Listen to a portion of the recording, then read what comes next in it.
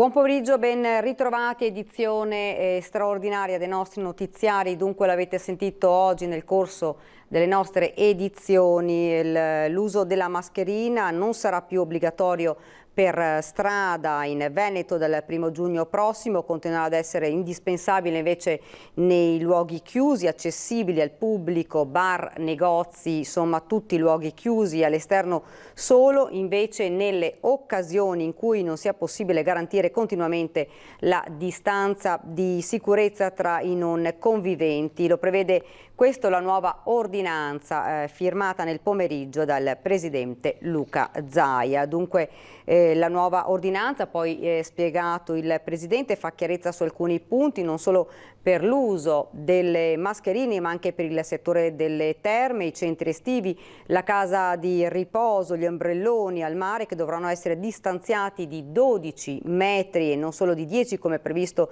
dal DPCM. Per i centri estivi l'ordinanza solleverà la responsabilità dei comuni. A questi ultimi il gestore invierà una scheda in cui si impegna a seguire le linee guida, mentre un altro modulo sarà compilato tra il gestore ed il genitore. Per ora l'ordinanza non riguarda i bimbi dagli 0 ai 3 anni. Siamo in attesa, dice, delle decisioni del governo, ma noi siamo pronti. Relativamente alle case di riposo, spiega Zaia, le linee guida indicano le modalità di accesso dei visitatori e la presa in carico degli ospiti, fermo restando le decisioni in autonomia della direzione delle strutture.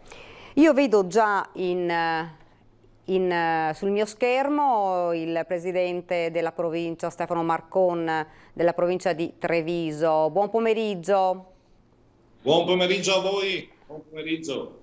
Dunque, la notizia che tutti si aspettavano, insomma, è arrivata. Una parte dei fondi per i comuni e le province sono arrivati, 900 milioni in totale a livello nazionale, più di 83 milioni invece per il Veneto.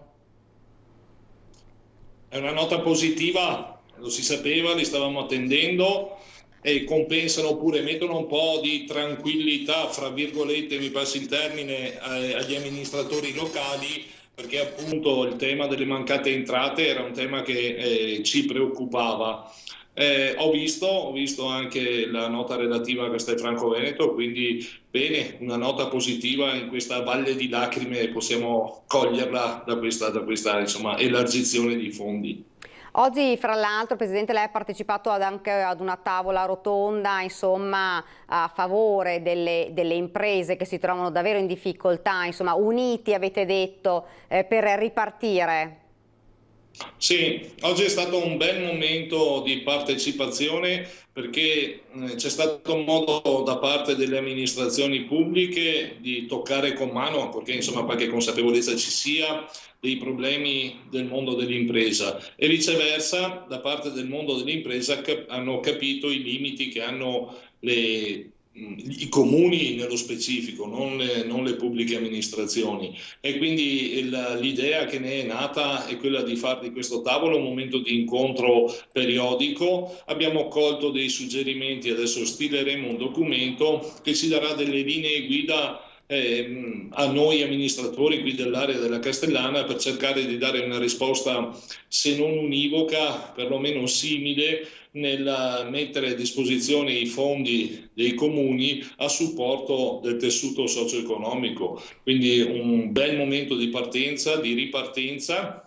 C'è stata la condivisione, insomma, che con queste risorse che avremo a disposizione, se ci andrà bene, e sappiamo già che non è così, arriveremo ad avere una situazione pre-Covid e, per usare le parole del presidente di Confartigianato di Castelfranco, era una situazione che già scricchiolava per le imprese, no? Quindi questo è lo stato dell'arte. Poi si è condiviso che bisogna far squadra per saper cogliere le opportunità e cercare di ripartire anche mettendoci nelle condizioni di essere più competitivi rispetto a prima, e sappiamo tutti che non è che insomma passi attraverso l'azione del singolo comune, però sappiamo anche che se siamo in grado di mettere in pista dei modelli virtuosi, probabilmente oppure potenzialmente possono essere in qualche modo replicati e dare quello slancio che servirà al paese tutto, dalle pubbliche amministrazioni ai singoli cittadini e alle imprese, per recuperare, laddove speriamo avvenga, il terreno che è stato perduto. Ecco, oggi il presidente di Confartigianato, avevamo sentito, ha detto purtroppo non sappiamo se tutti riusciranno a ripartire, se tutti riusciranno insomma, a riprendere l'attività, purtroppo alcuni rischiano di perdersi per strada. Sì, l'ha messo in evidenza. Io credo che dobbiamo fare un gioco di squadra perché nessuno resti indietro, e quindi se ci sono delle difficoltà debbono essere messe in evidenza da parte degli artigiani piuttosto che dei commercianti, e cercare di individuare tutti assieme il percorso perché appunto non vada perso nessuno per strada, perché abbiamo e avremo bisogno di tutti per tornare ad essere una zona competitiva, quale siamo. E non si può sbagliare, e la valenza di queste riunioni è proprio questa: aiutare tutti a sbagliare un po' meno, e non possiamo concedersi lussi di fare errori in questo momento. Già la situazione è difficile, l'orizzonte temporale oggi non ci dice con certezza quando finirà questa emergenza, però vediamo insomma che i numeri stanno andando un po' meglio, e dobbiamo essere pronti sostanzialmente. Questo è quello che ho detto io oggi. Lei è anche sindaco, cosa possono fare i sindaci in questo senso, in questo caso? I sindaci innanzitutto devono fare i conti con il proprio di bilancio, perché oltre alle imprese, altro sistema che è stato intaccato da politiche insomma non proprio lungimiranti è quello degli enti locali, no? E quindi innanzitutto bisogna cercare di far quadrare il proprio di bilancio. Oggi, in questi periodi, le amministrazioni locali stanno votando, stanno facendo i consuntivi, cioè i bilanci di rendiconto dell'anno 2019, ed essendo il nostro un territorio abbastanza virtuoso, chi più chi meno ha degli avanzi di bilancio, ha delle piccole o grandi somme di denaro messe da parte che in linea teorica servono per la programmazione amministrativa. Nella pratica dovremo, o perlomeno prudenza insegna che in questo momento è il caso di accantonare, mettere a disposizione dei soldi per la ripresa, e linee comuni ne escono. Una è quella della sospensione della COSAP, per esempio. Il governo sembra intervenga anche con fondi propri in modo tale che non venga pagata fino al 31 di ottobre. Altre misure sono quelle di ragionamenti magari sulle aliquote IMU, piuttosto che sostegno alle famiglie con le soglie di esenzione al pagamento dell'IRPEF. Bisogna fare il calcolo di quanto si possa mettere a disposizione per la ripartenza del territorio e cercare di spenderlo al meglio. Anche questo è oggetto della discussione che abbiamo fatto oggi, in modo che le amministrazioni, bene o male, con le loro peculiarità, perché sì, dobbiamo dare messaggi simili, ma dobbiamo anche tener conto che ogni territorio ha la propria specificità, no?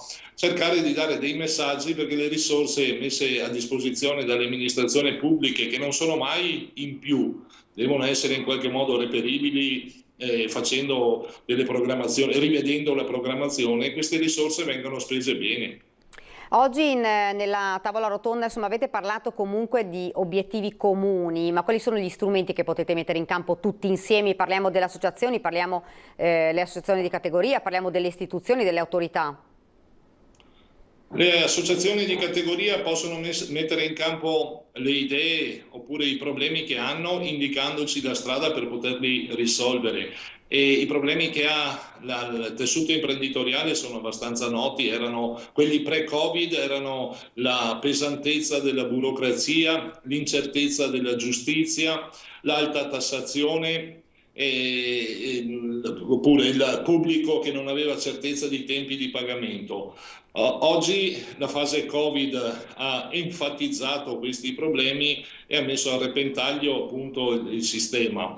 Che cosa può fare la pubblica amministrazione? Mi riferisco nello specifico, oppure nello specifico nei comuni, o per quel che ogni ente ha come competenza, sospendere il pagamento dei tributi di tutte le imposte che sono a carico dei comuni fin tanto che non si riesce a far la conta dei danni, accantonare delle risorse per andare incontro alle esigenze del territorio e cercare di agevolare il più possibile tutto ciò che è la burocrazia. E non è semplice. È da tempo che ci si ragiona, so che a livello nazionale per esempio stanno ragionando per dare dei poteri particolari ai sindaci piuttosto che ai presidenti di provincia, appunto per accelerare le pratiche burocratiche. In termini di risorse, la prudenza insegna che bisogna un attimino cercare di non illudere le persone, ma metterci qualcosa, perché qualcosa arriverà sicuramente. E qualcosa che cosa significa? I comuni hanno fatto richieste per mancate entrate per 8 miliardi e 2 a livello nazionale e hanno assegnato un fondo da 3 miliardi. Le province e le città metropolitane hanno avuto un fondo da 500 milioni a fronte di una prima stima ad aprile di mancate entrate per 820 milioni di euro. Oggi sappiamo essere 1 miliardo di euro le mancate entrate per le province, quindi stanno coprendo o copriranno per la metà le mancate entrate degli enti locali. Quindi non illudere le persone che il comune possa sopperire o andare incontro in qualsiasi modo alla difficoltà, ma cercando di essere a fianco del mondo dell'impresa, con i plateatici per quello che concerne i commercianti o gli operatori dei bar, con politiche, ripeto, di promozione del territorio che non si devono fermare e non si stanno fermando. Questo è quel che può fare un comune ad oggi. Senta, questi primi fondi che arriveranno sono una boccata d'ossigeno ovviamente per gli enti, ma dovrebbero arrivare poi scaglionati anche altri fondi. Lei che cosa si sente di dire al governo? Mi sento di dire al governo che se è vero che stanno vivendo una stagione che non è mai stata vissuta da alcun governo da quando è nata la Repubblica, è altrettanto vero che avranno a disposizione delle risorse e dei fondi che nessun altro governo ha avuto a disposizione dal momento in cui è nata la Repubblica, e che spendano queste risorse non per soddisfare liste della spesa, ma per mettere in pista delle riforme che siano strutturali e che mettano nelle condizioni di poter essere competitivi e di recuperare il gap di competitività che aveva il nostro sistema, facendo riforme strutturali. E torno sempre a quella della burocrazia piuttosto che a quella della giustizia, che sono due dei più grandi freni del nostro sistema paese. E hanno questa opportunità, che cerchino di metterla in pista bene e velocemente.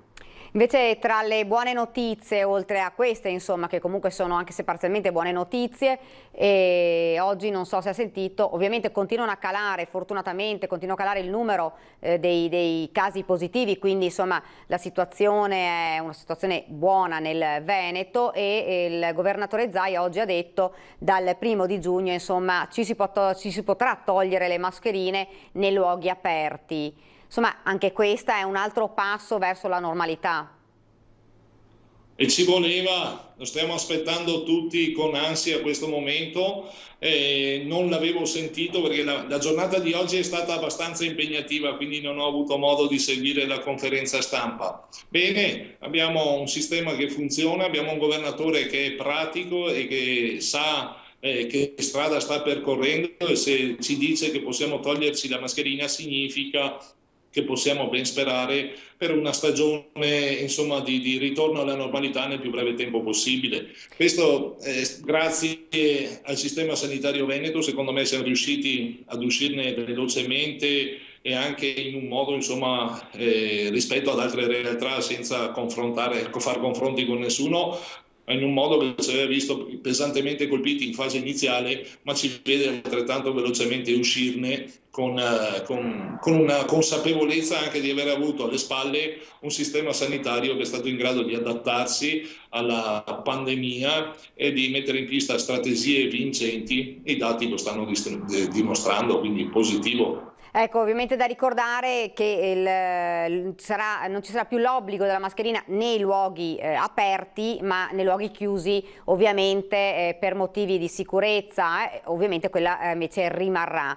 E questo fino al 15 di giugno. Invece, volevo chiedere anche un'altra cosa. Fra pochi giorni, insomma, fra un po' dovrebbe anche riaprirsi la possibilità di spostarsi da regione a regione, quindi si spera che insomma, questo dia un po' un input positivo al turismo. Sì, bisogna che arriviamo a quel punto lì, appunto perché si rimetta in moto il turismo, quello nazionale, ma che metta anche nelle condizioni i visitatori esteri di venire in Italia in sicurezza, no? Sappiamo che stanno passando dei messaggi, oppure il mercato non sta fermo, ci sono nazioni che si stanno muovendo, creando delle situazioni come dire, più agevolanti, e quindi il mercato, la competizione ci vede oggi un po' più marcatamente essere presenti, ci chiama ad essere presenti, quindi prima si tolgono quei limiti, e quando succederà significa che il territorio nazionale è un territorio sicuro, prima ci rimetteremo in moto, ma so che a livello di regione stanno lavorando da tempo, e quindi al momento in cui succederà noi saremo tra i primi ad essere pronti per la ripartenza in sicurezza. Ecco, infatti oggi il presidente del Veneto Luca Zaia ha detto che auspica che per gli spostamenti tra regioni non si apra a macchia di leopardo, che era una delle problematiche. Dice, anche se capisco, dice, le preoccupazioni di qualche collega, spero che si apra tra le regioni tutti insieme anche a livello europeo. Per il governatore del Veneto c'è la necessità di procedere agli spostamenti tra le varie regioni magari già dalla prossima settimana. Ed è una cosa a cui auspichiamo tutti. Mi auguro che succeda, so che in conferenza delle regioni queste questioni le discutono, c'è sempre il supporto dell'Istituto Tecnico, l'Istituto della Sanità, il Comitato Tecnico Scientifico, e quindi è evidente che i numeri in qualche modo stanno rientrando e che insomma sia auspicabile andare verso quella direzione. Determinate rigidità talvolta possono essere nocive non solo per chi le applica, no? Ma anche per l'intero sistema, quindi in sicurezza, magari con le prescrizioni. Se dobbiamo toglierci le mascherine dal 1° giugno in Veneto lo faremo, ma se per caso devo andare in Sicilia e lì ci sarà la prescrizione della mascherina, so che parto attrezzato, ecco. Quindi che si apra, magari io posso capire che in virtù dei numeri ci siano magari ancora dei territori che abbiano delle misure di protezione diverse, forse questo potrà succedere, ma che ci sia la possibilità di spostarsi senza limitazioni, ma non solo all'interno del territorio nazionale, anche all'interno dell'Europa stessa, penso che sia una cosa che farà bene a tutti. Ecco, uno dei comparti infatti che è stato gravemente danneggiato da questo Covid, tutti, ma adesso quello che lo è ancora è proprio il settore turistico. Questo insomma, e bisogna pensare al rilancio, l'aveva detto anche l'assessore regionale Canero, insomma bisogna pensare al rilancio immediato del settore turistico. Castelfranco si sta organizzando in questo senso? Castelfranco è pronta, abbiamo le nostre bellezze. Ricordo che Castelfranco ha vinto il titolo come borgo più bello d'Italia in fase Covid, e quindi è stata una doppia soddisfazione. Ricordo che abbiamo Parco Bolasco, che è stato nominato, indicato come parco più bello d'Italia, e aprirà da domani per un weekend lungo a visite calmierate con un numero ristretto. Abbiamo Giorgione, abbiamo una città pronta ad accogliere i turisti che volessero venire in città. Abbiamo le attività, aprirà il museo, insomma le nostre bellezze sono pronte per essere visitate ancora, come è successo nel 2019, dove per la prima volta nella storia di Castelfranco sono state superate le 100.000 presenze. Quindi il lavoro che era stato fatto rispetto alla promozione turistica, che è un lavoro che non dà mai un riscontro veloce o che si colga magari con impennate di numeri, cresce a cifre magari non a 2 cifre, ma a ogni anno del 5-6%, e il trend dell'ultimo quinquennio ci aveva premiato con le politiche messe in pista dall'amministrazione. Purtroppo pagheremo dazio quest'anno per l'emergenza Covid, così come hanno pagato dazio gli altri, ma le bellezze ce le abbiamo, e aspettiamo solo che arrivino i turisti. Gli operatori si stanno muovendo, perché ho avuto un incontro anche con gli albergatori l'altro giorno, con l'OGD a livello provinciale il dialogo è stretto, è partito l'ufficio IATA a Castelfranco che mancava e stanno lavorando da remoto in questo periodo, quindi continuando in qualche modo a far promozione della città. Appena insomma, le misure allenteranno, siamo pronti e sono sicuro che avremo un ritorno. Ecco, lei diceva, ho avuto un incontro con gli albergatori, un altro dei settori insomma, che ha avuto insomma, più problemi. Come si stanno organizzando loro? Si stanno organizzando cercando di recuperare quei rapporti per i pacchetti di promozione anche turistica con l'aspetto business, perché c'è da dire anche che questa nuova modalità di lavoro in smart working ha limitato lo spostamento delle persone e conseguentemente anche appunto non aver bisogno di dormire fuori per qualche aspetto. Si stanno attrezzando, lavorando sinergicamente e puntano sulla promozione turistica della città, su dei prodotti enogastronomici, su eventi che non ci sono per certi aspetti ma che comunque fanno della città un punto di riferimento. Culturalmente abbiamo fatto delle azioni per tenere viva l'attenzione, per tenerla alta l'attenzione sulla città. Le strutture sono sostanzialmente pronte.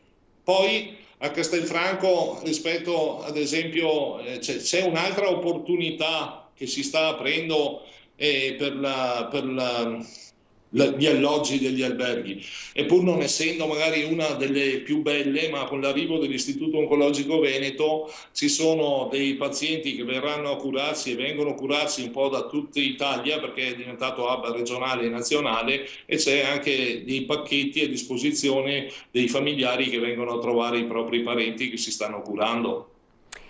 Grazie davvero per aver accettato il nostro invito, per aver spiegato insomma questa importante novità, sperando insomma che la situazione piano piano torni alla normalità. Sono sicuro che ce la faremo, e perché sarà lo scatto d'orgoglio che caratterizza i castellani, i trevigiani, i veneti, sarà quella marcia in più per partire prima e bene rispetto agli altri. Grazie, buon lavoro, grazie, arrivederci. Grazie a voi, saluti, arrivederci. Insomma, dunque avete sentito insomma, anche oggi una tavola rotonda per cercare di unire le associazioni insomma, e le istituzioni e per far fronte a queste difficoltà anche delle imprese e per cercare di realizzare dei progetti uniti, congiunti, in modo da portare avanti insomma, e dare una mano a queste imprese. E come vi avevo detto, insomma, la Regione del Veneto ha presentato anche le linee guida per la ripresa delle attività dei centri per l'infanzia e gli adolescenti da 0 a 17 anni. È stata così inviata una lettera ai sindaci, alle ULSS, all'ufficio scolastico regionale, all'Associazione dei Servizi per l'Infanzia e fattorie didattiche, nonché ai pediatri di famiglia. A titolo del documento, a firma dell'assessore regionale alla sanità e al sociale Emanuela Lanzarin, la programmazione al momento senza data di inizio è stata elaborata dalla Direzione Prevenzione della Regione del Veneto. Insieme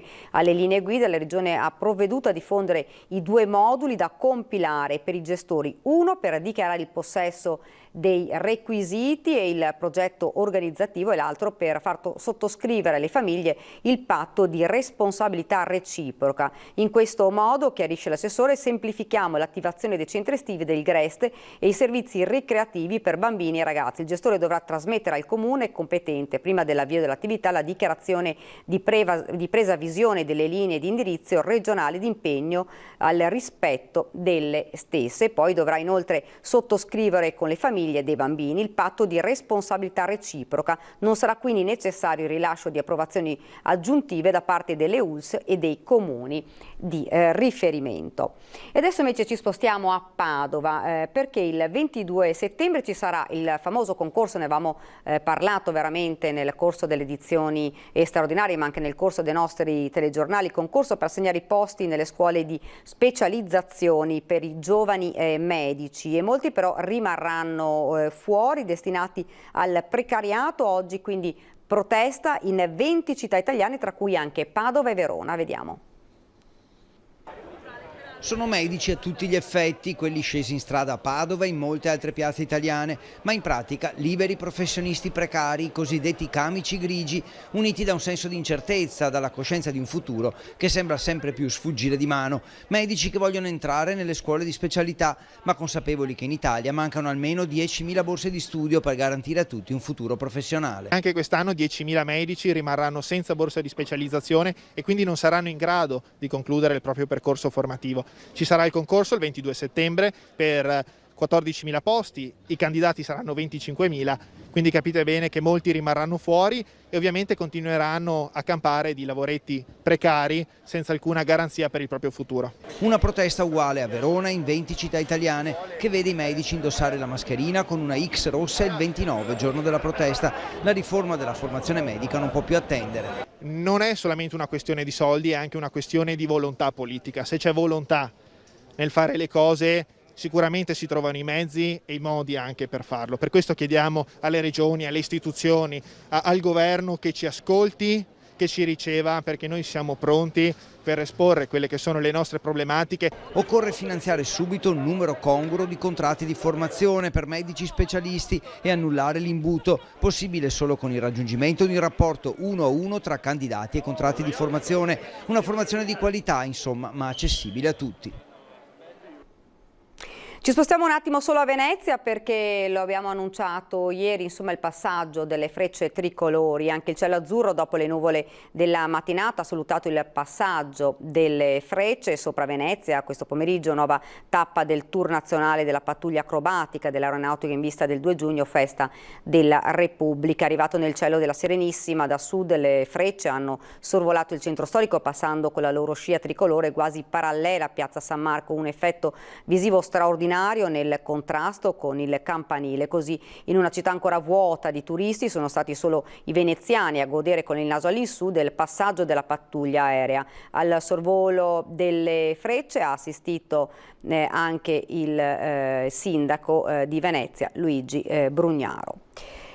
Ed ora invece torniamo a Padova perché piste ciclabili più flessibili, biciclette e automobili che condividono gli stessi spazi. Padova è la prima città media in Italia che mette in pratica le norme anti-Covid del governo. Vediamo come.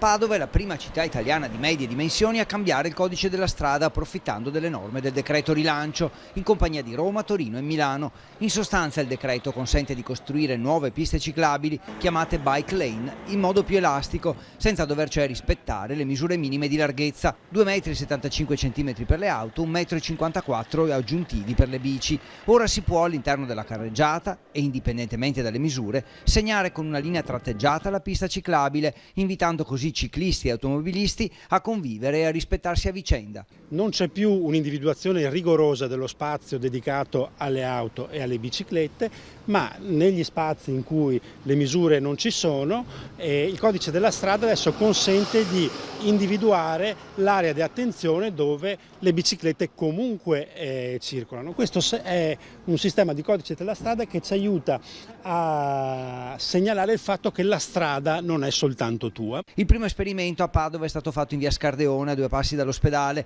disegnando una rotatoria e circa 300 metri di pista ciclabile. Il totale complessivo della città sale a 170 km e i padovani che pedalano ogni giorno per i propri spostamenti sono diventati il 20%. L'ambizioso obiettivo del comune è arrivare al 25-30% nei prossimi anni, ricordando che fino a 3,5 km di spostamento la bici è in vantaggio sull'auto. In questa fase 2 le persone giustamente possono essere spaventate a utilizzare mezzi di trasporto condivisi, dare la possibilità di poter circolare in sicurezza con strumenti di codice della strada più veloci ci consente di poter anche favorire l'utilizzo dei mezzi all'aria aperta come la bicicletta. Naturalmente, dove lo spazio lo consente, il Comune continuerà a costruire piste ciclabili protette e riservate, che sono la priorità, ma dove in città non ci sono strade abbastanza larghe, ecco la soluzione. Ed è arrivato davvero pochi istanti fa il bollettino regionale dei contagi nel Veneto, un solo caso rispetto a questa mattina in più positivo, quindi poi 1799 i casi attualmente positivi nel Veneto, 1834 invece le persone che si trovano ancora in isolamento domiciliare. Per quanto riguarda le persone ricoverate in ospedale per il Covid sono 130, quindi continua a diminuire il numero delle persone ricoverate, 6 si trovano in terapia intensiva in tutto il Veneto, 3 i decessi per Covid rispetto a questa mattina. Ed ora ci fermiamo per una piccola pausa pubblicitaria e poi torneremo in studio con altre notizie.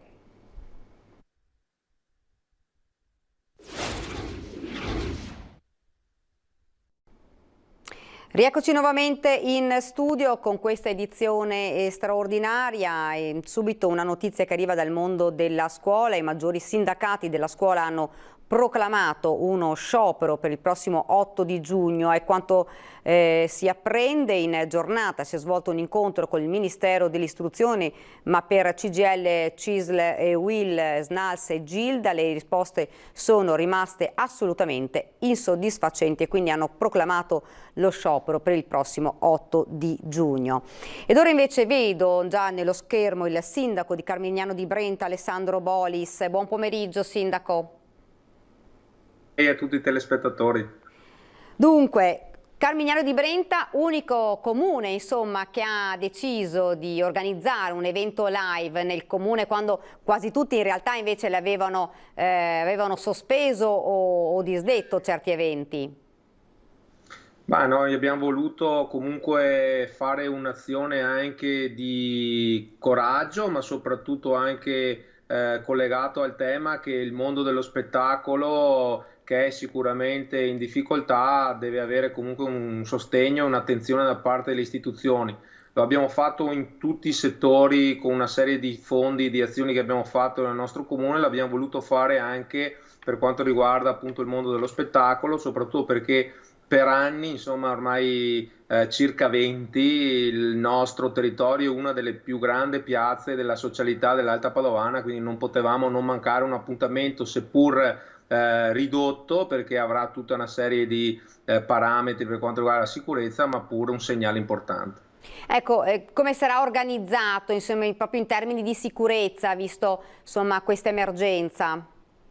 Ma i protocolli prevedono di fatto non più di 1000 persone, con un'entrata e un'uscita, ci saranno appunto controlli molto serrati, bisognerà acquistare il biglietto chiaramente prima, quindi i posti saranno tutti numerati, saranno distanziati, saranno prese tutte quelle misure ovviamente di sicurezza, non solo che già c'erano prima per quanto riguarda il sistema e il mondo dello spettacolo e degli spettacoli che vengono fatti ovviamente nelle piazze, ma oggi con il tema chiaramente della sicurezza sanitaria saranno messe in atto tutte quelle prescrizioni che ovviamente oggi sono già presenti nei protocolli, ma soprattutto anche in quel grandissimo lavoro che credo abbia fatto la conferenza delle regioni nel mettere insieme tutto quello che era possibile, tra cui la possibilità di fare appunto anche spettacoli live. Ecco, vogliamo ricordare quando è questo appuntamento? Sarà l'11 luglio. Avremo appunto Beppe Carletti, avremo i Nomadi, quindi un concerto anche particolare che darà, insomma, dovrà anche riscaldare i cuori, cioè ritrovare anche quella voglia di fare socialità. Diciamo, il lockdown ha messo a dura prova la nostra quotidianità, il nostro modo di vivere anche le realtà locali. Questo è un modo, voglio dire, coraggioso, di responsabilità, ma anche di fiducia verso una ripartenza che, come anche oggi diceva il presidente della regione, insomma già dal 1° di giugno ci sarà questo, anche attenzione diversa sul tema dell'utilizzo delle mascherine, quindi si va verso una progressiva normalità vera. Quindi su questo è giusto dare tutte quelle possibilità, tra cui gli spettacoli live, con la giusta attenzione. Era la nostra volontà, insomma, partire anche su questo fronte. Qualcuno, sindaco, diceva una scelta coraggiosa. Ma è una scelta coraggiosa perché chiaramente c'è la responsabilità di doverlo non solo organizzare in un periodo particolare, ma anche perché poi sarà un'organizzazione sicuramente più diciamo dettagliata e precisa rispetto ai tempi normali. Quindi coraggiosa sul punto che chi la organizza si prende non solo la responsabilità di farlo come anche nel tempo normale, nei periodi normali, ma si prende anche quella responsabilità dell'aggravarsi del tipo di organizzazione da mettere in campo. Ecco Sindaco, abbiamo sentito oggi il governatore Luca Zaia che diceva insomma anche firmata la delibera per quanto riguarda anche le linee guida dei centri estivi che partiranno.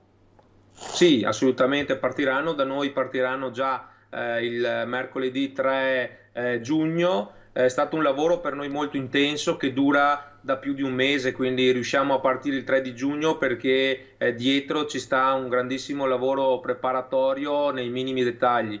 Poi con l'applicazione delle linee guida della conferenza delle regioni, che di fatto sono quelle del Veneto, ci consentono chiaramente di mettere nelle condizioni i nostri bambini e i nostri ragazzi di poter frequentare un centro estivo programmato non solo nei minimi dettagli ma anche sicuro e rispondente chiaramente al fatto che questi ragazzi anche non vanno a scuola da diversi mesi.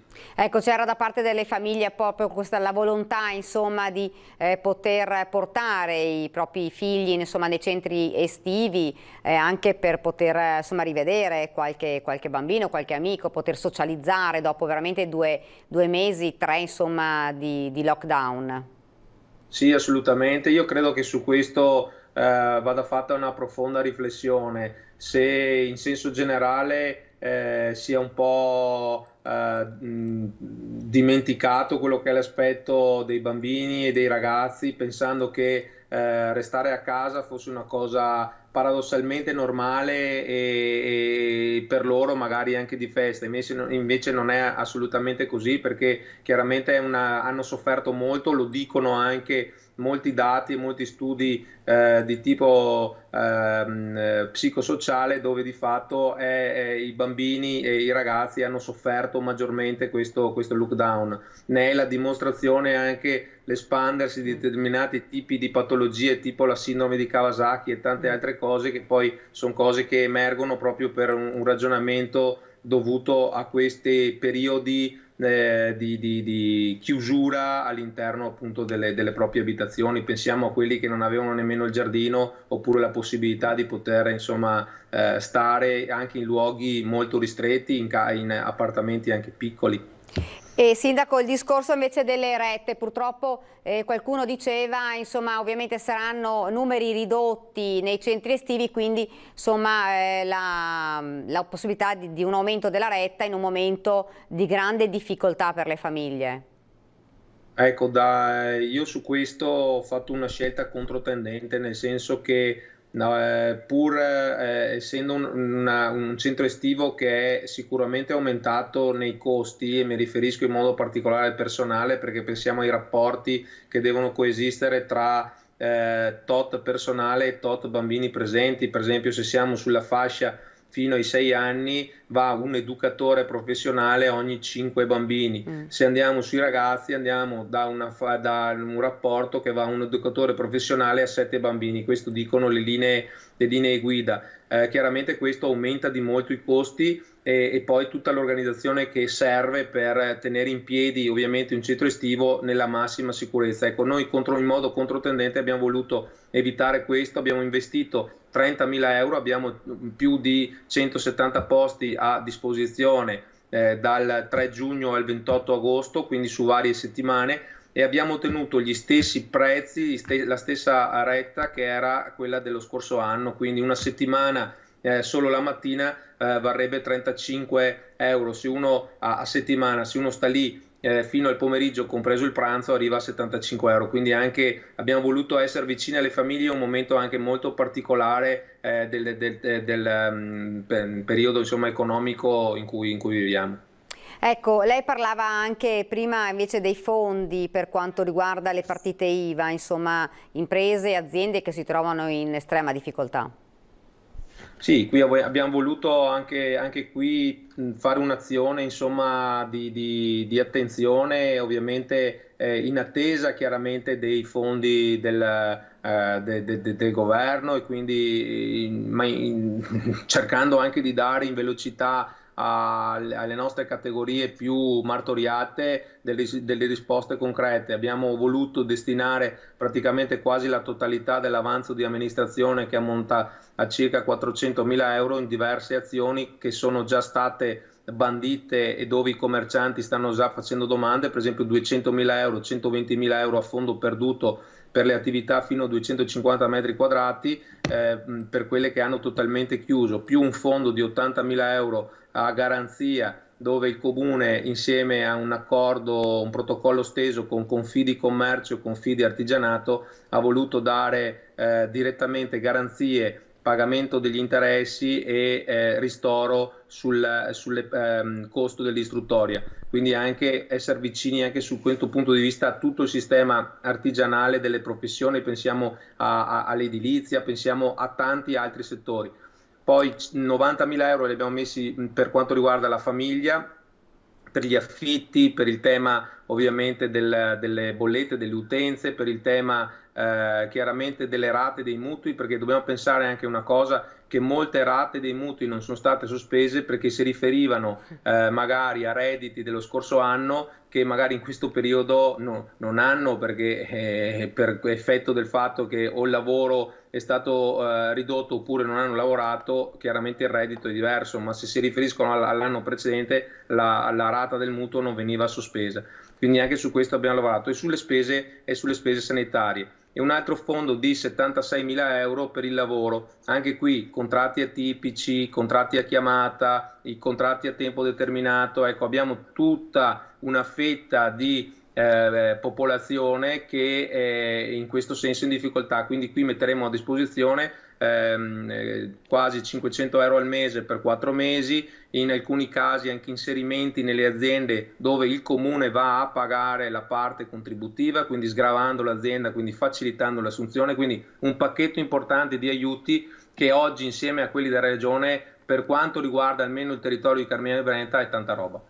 Ecco, ci sono state da voi attività, insomma, imprese che hanno deciso di non riaprire. Purtroppo abbiamo visto che in vari territori, insomma, la difficoltà anche delle linee guida imposte per alcuni ristoranti o per i bar, insomma, hanno portato alcuni esercenti o ristoratori, insomma, alla scelta di non riaprire almeno per ora.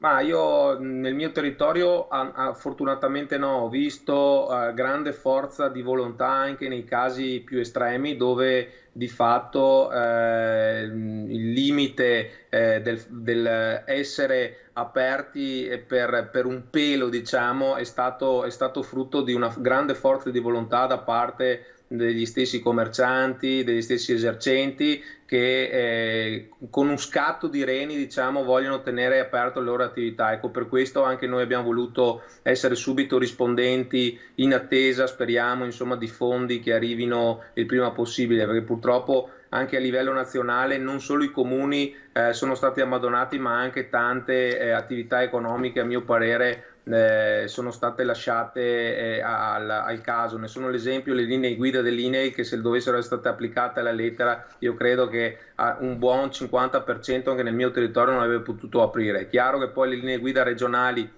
che si rifanno a quelle delle conferenze delle regioni, hanno dato veramente un taglio netto a determinate situazioni che erano francamente anche imbarazzanti.